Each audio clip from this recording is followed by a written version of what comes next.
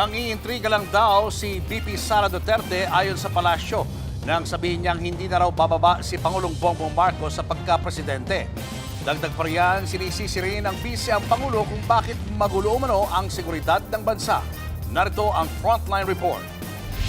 Magulo ang ating bayan na hindi naman sana. Nagkakagulo lang tayo dahil kay BBM.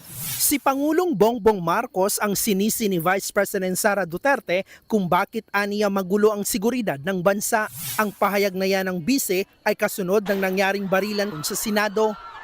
Giit ni VP Sara, maiiwasan sana yan kung hindi nagpapasunod sa ICC ang administrasyong Marcos.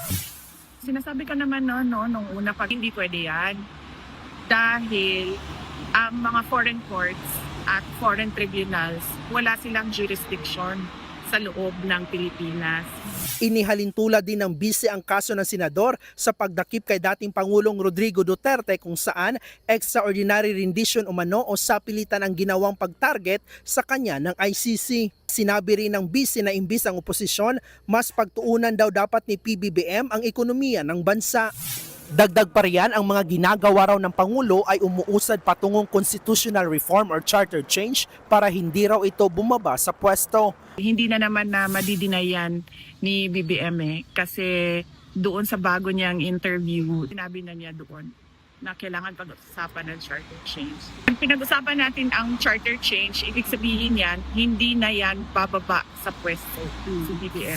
Una nang sinabi ni Pangulong Marcos na hindi niya pinaaresto si Bato. Ay, nais kong maibida sa inyong lahat, wala pong instruction kahit na kanino na hulihin si Senator Bato.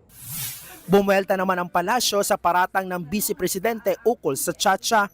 Ayon kay Palace Press Officer Claire Castro, wala raw sustansya ang mga sinasabi ng bise at nakakahiya umanong paglaanan pa ito ng komento.